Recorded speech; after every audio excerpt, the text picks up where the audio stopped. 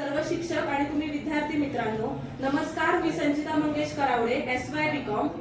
महाराष्ट्र जिजाऊंच्या संस्कारांचा, शिवरायांच्या विचारांचा, शंभूंच्या पराक्रमांचा असा हा महाराष्ट्र.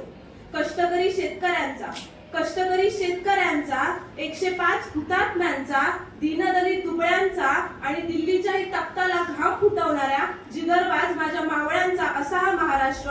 आणि याच महाराष्ट्राच्या माझ्या मातृभाषेला मी सर्वप्रथम विनम्र अभिवादन करते, मानाचा मुजरा करते आणि या व्यासपीठावरती विषय मांडते, मराठी मायबोली. मराठी असे आमुची मायबोली जरी ती भिन्न धर्मांनी असो, मराठी असे आमुची मायबोली जरी ती भिन्न धर्मांनी असो, हिचे पुत्र आम्ही हिचे पाप फेडू वसे आमुच्या हृदय मंदिरात. अहो, जेव्हा एखादं लहान मूल जन्माला येतं तेव्हा त्याला कुठलीच भाषा माहिती नसते, पण त्याच्या पहिल्या गुजगोष्टी होतात ह्या त्याच्या आईसोबतच, आणि म्हणूनच त्याच्या आईची भाषा हीच त्याची मातृभाषा ठरते. प्रत्येकाचं जीवन माता, मायभूमी आणि मातृभाषा या 3 बिंदूंचा त्रिकोणच. कारण माता जी आपल्याला जन्म देते, अन्न देते, मायभूमी जी आसरा देते आणि मातृभाषा जी लहानपणापासूनच आपल्याला संस्कारांचं बाळकडू पाजत असते.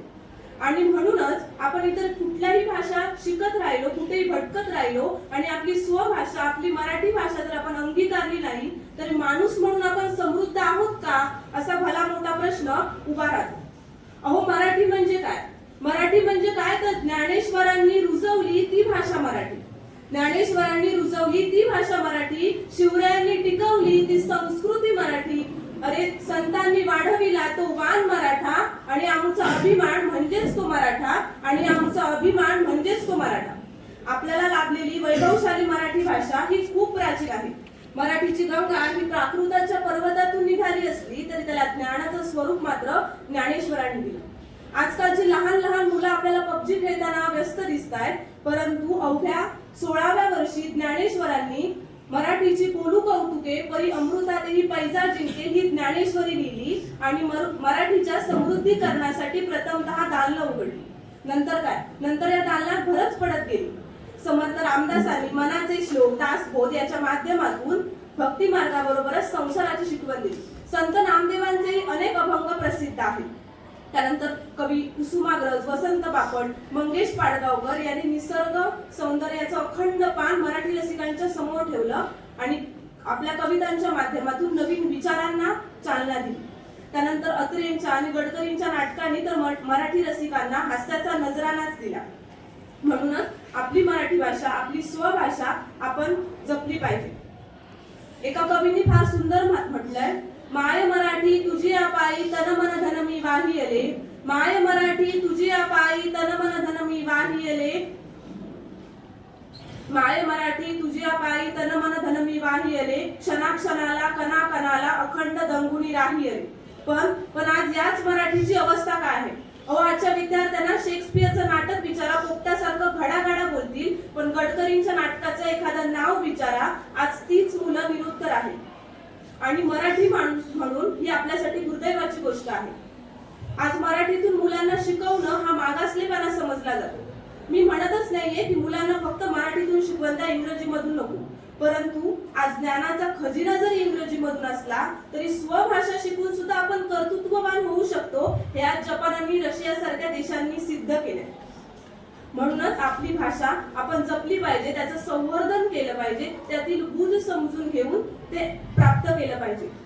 जाता जाता मी माझ्या मराठीसाठी इतकंच बोलीन. लाभले आम्हास भाग्य बोलतो मराठी, लाभले आम्हास भाग्य बोलतो मराठी, जाहलो खरेच धन्य ऐकतो मराठी, धर्म जात पंत एक जाणतो मराठी, एवढ्या जगात माय मानतो मराठी, एवढ्या जगात माय मानतो मराठी. कोणीतरी फार सुंदर म्हटलंय की आपले डोळे चांगले असतील तर आपल्या जगावरती प्रेम होईल, की आपले डोळे चांगले असतील तर आपल्या जगावरती प्रेम होईल, पण आपली जीभ गोड असेल ना तर जगाचं आपल्यावरती प्रेम होईल.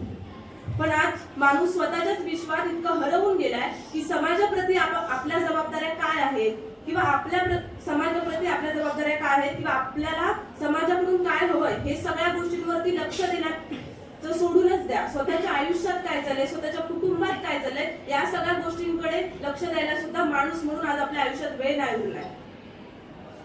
एखादी गोष्ट अशीच झाली पाहिजे, एखादी गोष्ट अशीच दिसली पाहिजे, हा असंच बोलला पाहिजे, तिने असंच केलं पाहिजे, यापेक्षा हे असंच झालं असतं तर चांगलं झालं असतं, हे असं दिसलं असतं तर चांगलं दिसलं असतं. म्हणजेच तो आयुष्यातला च जर आपण काढून टाकला ना तर आयुष्य अजून सुंदर आणि सोपं वाटायला लागेल. डॉक्टर बाबासाहेब आंबेडकर असं म्हणतात, नाचून मोठं होण्यापेक्षा वाचून मोठं व्हा.